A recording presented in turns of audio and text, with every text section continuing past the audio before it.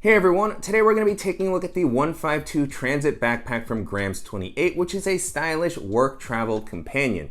Grams 28 is known for making some really premium leather accessories. I've had great experiences with some of their pouches and the 151 Stealth Backpack, which is more camera focused. So I was excited to see the company release this edition of a backpack that felt like it was more travel friendly while still being something that you could use for your day-to-day. So I've had a chance to test this for the past couple of weeks, and in this video I'm going to be talking about what it's been like to test it. I'll show you how I've loaded it out, walk through all the features, and I'll also talk about how it compares to some of the other similar bags that are currently on the market. Before jumping into the video, if you're new here, welcome. My name is Danny, and on this channel we love reviewing popular travel and everyday carry gear. If you like these types of videos and you'd be interested in seeing more, please consider subscribing as it helps the channel out a lot.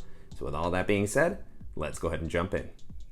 Starting off with the overall aesthetic, to me this has a pretty modern and sophisticated appearance. Style is of course very subjective, but to me this has a more quote-unquote fashionable sort of design. This is the type of thing that I would associate with a more luxurious brand and something that I think would look great with a nicer outfit, making it great for work travel, but I also think that this is going to be really versatile and something that you can use for exploring a city.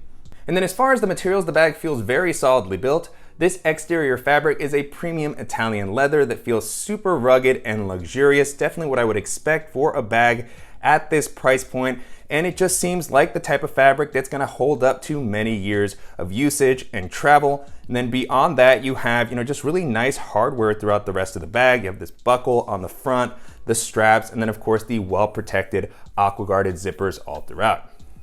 Continuing along the outside of the bag, there's no external water bottle pockets, which I was a little bit sad to see, but it does maintain a sleeker appearance as far as the exterior. And then you have a really nice handle at the top, a leather handle here that is easy to grab. On the front, you have the subtle Grams 28 logo here, as well as this really nice buckle, but no other sort of exterior branding or pocketing, so super simple. And then this bag does manage to stand up pretty well on its own due to the wider bottom that it has and also the rigidity of the fabrics. Whenever I've had this loaded out and I place it down next to me, I've been able to reach down and access the compartments when I need to. And then moving into the capacity, the bag is listed at about 20.5 liters, which to me is a really great daily bag size. I was able to hold all the items that I normally like to carry with me. And the silhouette of this bag is fairly consistent whether it's empty or full due to the rigidity of this exterior fabric. With that being said, I did think that it managed to maintain a pretty streamlined profile regardless of whether it was full, making it great for navigating crowded areas, jumping onto public transit, and carrying onto a variety of domestic and international airlines. Taking a look at the harness system, so far the bag has been pretty comfortable to wear. The straps have a nice amount of padding and they're wrapped in leather, so they feel very premium. They're not the most breathable, so you don't have any mesh on the inside or anything like that. And they do feel slightly narrow once you pack the bag out. If you're wearing it for a longer period of time, I do wish that these had been just a little bit wider. At the top here, you can see the riveting system that the company uses to really secure these straps at one of the points where they are more likely to break. And so great to see that here. That's that premium feeling, and this feels very reinforced, which is nice. And then on the back panel, this is also leather. You have some padding here, so it's felt pretty comfortable, but again, not a lot of breathability. This is definitely the type of thing where your back is gonna get pretty sweaty as you're wearing this. But still it gets the job done, kind of comes with the territory with this style of bag. And then I was happy to see that you have a nice luggage pass-through with a good amount of elasticity that's gonna allow you to rest this on a suitcase while traveling to save some weight on your shoulders. And then the last thing I'll mention here on the back is that you have a hidden zippered pocket that's gonna be a great spot for anything more sensitive that you're carrying with you. So if you have a passport, some documentation, extra cash, I have little wallet in here, you can place that in there to keep it a little bit more protected from pickpockets. Jumping into the organizational options, you have a quick access pocket on the front, and it has this Cobra style buckle here that releases very quickly. It's got a secure hold here. I like that it has some adjustability. And then this one does have a little bit of volume as well. It's not the bulkiest compartment, but it still gets the job done for the types of items I would like to store here. And so taking a look at the moment, I have my AirPods in here. I have a charging cable for my phone, my tablet, and then I have an extra portable battery. So you can see there, pretty simple layout on the back. You also have a zippered compartment that's going to be good for anything smaller that you want to store. At the moment, I just have a field notes notebook in there. And then at the top of the bag, you have another quick access pocket, well-protected zipper here. And this one also has a soft lining on the inside. It has enough volume to store my sunglasses with their case. Because of that lining, you might not actually need a case. This feels really soft and protective for your glasses. Might also be a good spot to place your phone or other small items while you're going through TSA. On the back, you have a dedicated laptop compartment, which I really like, particularly for a travel-focused bag. Very easy to get your device in and out, and it's also oriented the same direction as the luggage pass-through, which is great. So when your bag is resting on your suitcase, you can get to your device very easily. Again, well-protected zipper here. And then on the inside, you have a padded sleeve that's going to be able to handle a 15 or 16-inch laptop. Currently, I have my 14-inch MacBook Pro here, but you can see there is some leftover space at the top. And this is not suspended off the bottom of the ground, which I was sad to see. There is a little bit of padding on the bottom, but when you drop your laptop in there, you can feel that it is making contact with the bottom of the bag. So that would be great to see in a future version of the bag, just the false bottom or some more robust padding. And so pulling my device out, now with the compartment empty, you can get a better look at the inside. Really nice lining on the back. It's not fleece lined or anything like that, but it feels super high quality. You can see the padding here, and then this comes up a decent amount. So if you happen to have a thicker device or you want to use a case with your laptop, it should be able to handle that. And then in this section, you also have a dedicated tech pocket near the top. Always a fan of these to keep everything sort of together. At the moment, I'm just using this to store my USB-C hub and cable, so that slides in there very easily. And then on the back, you have some slip pockets that you could use for other tech accessories, mouse, portable hard drive. You have a smaller slot here for something like a pen or a stylus, so great to see that built-in organization here and just have an easy place to get to all of your laptop accessories.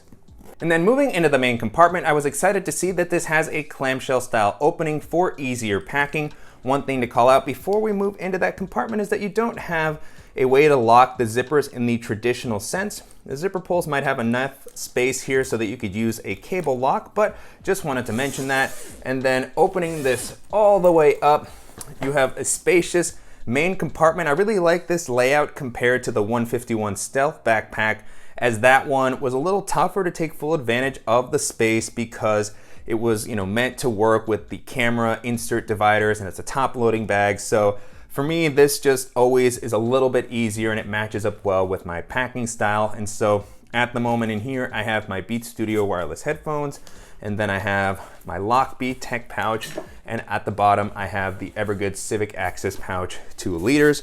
All of those items fit in there comfortably.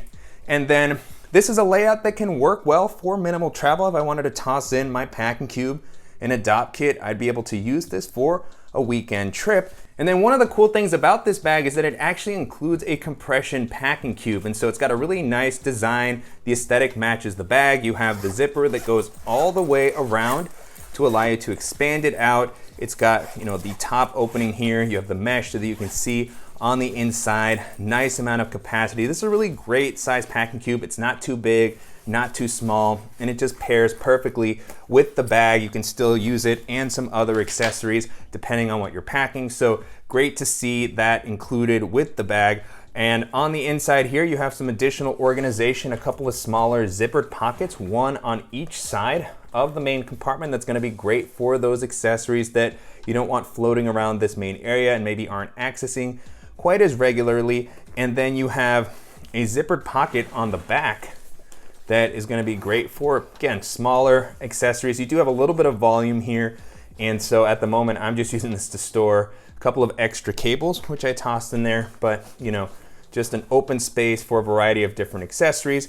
And then on the back you have an additional device sleeve. This is padded. It's got a nice bit of padding here, and then a soft lining on the front here, so it's going to give you some added protection. Good spot for something like a tablet. Currently I have my iPad mini in here, and so that fit in there comfortably. And the last thing I'll call out here on the back is that you have this additional pocket that's going to be a great spot to store an AirTag for added security. And then on the lid you have some additional pocketing. At the bottom you have a gusseted zippered pocket, so it'll expand a little bit to adapt to whatever you're gonna store in here, which is really nice. At the moment, I have my nail clipper set and a deck of playing cards. And in this compartment, you also have some extra slip pockets that have a nice amount of elasticity. And so great to see that included there. And at the top, you have these dual zippered mesh compartments, similar to what was on the Stealth backpack. And I really like this layout. As you can see what's on the inside, it's near the top. So these are the types of things that I might be grabbing more regularly. In one of these at the moment, I just have my Apple Magic Mouse. And on the other side, I have my Peak Design mobile tripod. I also have a pen in there. And so, you know, just a nice simple layout, but very useful. And they also offer a nice amount of space here. So I really like the organizational options and space provided in this main area and just how everything is laid out throughout the rest of the bag. It's very functional, and it's great to see a more stylish form factor that offers some of the modern features that aren't always present in bags in this category. And so if you're looking for a very high quality bag that's gonna work well in a professional setting and that's also gonna be travel friendly, then this can be a really interesting option to take a look at. And so to wrap up, it's been a pretty great experience testing out the 152 Transit backpack over the past couple of weeks. You can currently purchase this on the company's site. It's gonna come in at around $899. So definitely premium pricing on this one, as seems to be the case with many kind of luxury leather goods.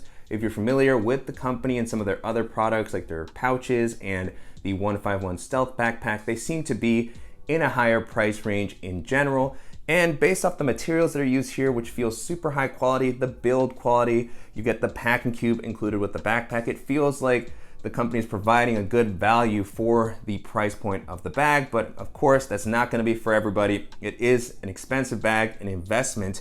Now, I know that there's other luxury brands like Louis Vuittons and Gucci's that come in at over $1,000 or thousands of dollars. I haven't used any of those bags as they're just not, right for me. But, pricing is a relative aspect. So it does feel like you get a lot for the investment out of this bag. There's a lifetime warranty. It's something that's going to be with you for a long time to come, but there's also going to be some great options that are going to be worth considering.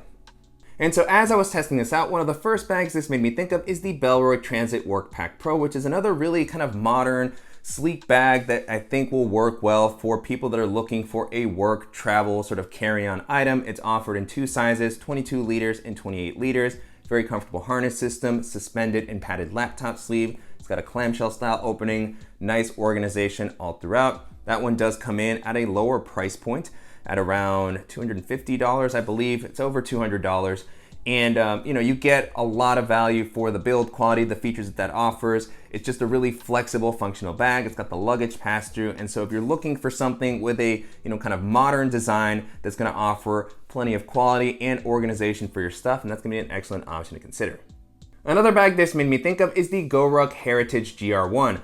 Stylistically, the bags don't look that similar, but to me, the GR1 in the Heritage Edition just feels a little bit more classic, very minimal. I really love the wax canvas exterior. It just is something that's gonna hold up over the longer term. It's gonna develop a nice kind of character as you use it more and more. And then it's just a rock solid build quality on that bag. Very comfortable harness. You can carry heavier weights on that. Leather accents on the handle. On the bottom, you have the clamshell style opening, the dedicated and suspended laptop compartment, quick access pocket. And so it's just one of my all-time favorite bags. And it does come in at a little bit of a higher price point, particularly if you get, the GR1s that are made in the USA. And so another investment, but if you're looking for something with a more kind of minimal, subdued style that's still gonna look great in a lot of different environments and offer an excellent build quality, and that's gonna be one of the best options that you can take a look at.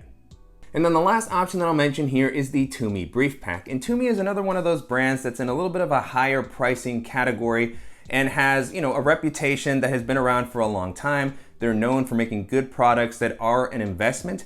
The Brief Pack that I tested out was a solid bag. It wasn't my favorite, but I could see why people like Tumi's bags quite a bit. And so like this one, it offers a solid build quality. It has ballistic nylon exterior versus the leather. It's a bag that stands up well on its own. It had excellent organization all throughout. So I really like the pocket layout on that one. I know there's a lot of other Tumi bags that I haven't even had a chance to test out, which also offer similar sort of modern designs, nice layouts. I know that business travelers tend to gravitate towards Tumi quite a bit because of their warranties and things like that. And so, if you have the ability to invest a little bit more in a bag, and you're looking for something that's going to give you sort of the more modernized materials with a lot of organization, then I think those are going to be some interesting options to check out. With that being said, the 152 Transit backpack holds up very well against all those options. It just feels super premium. The leather that's used here is excellent. You have a nice feature set, and if you have the budget for it and you're looking for a stylish work travel companion, if you're interested in a leather bag that's going to be with you for a long time to come, this is going to be a really interesting option to take a look at. And I'm definitely curious to hear what you all think of the 152 Transit backpack and how it compares to some of the other premium work bags that are currently on the market. If there's any similar options that you think that I should check out, as always, please let me know in the comments. And I want to thank Grams28 for sending the bag for me to test out, and to you guys for watching and supporting the channel. If you enjoyed this video, please give us a like, and if you haven't already, make sure to subscribe so you don't miss any upcoming videos, and we'll see you in the next one.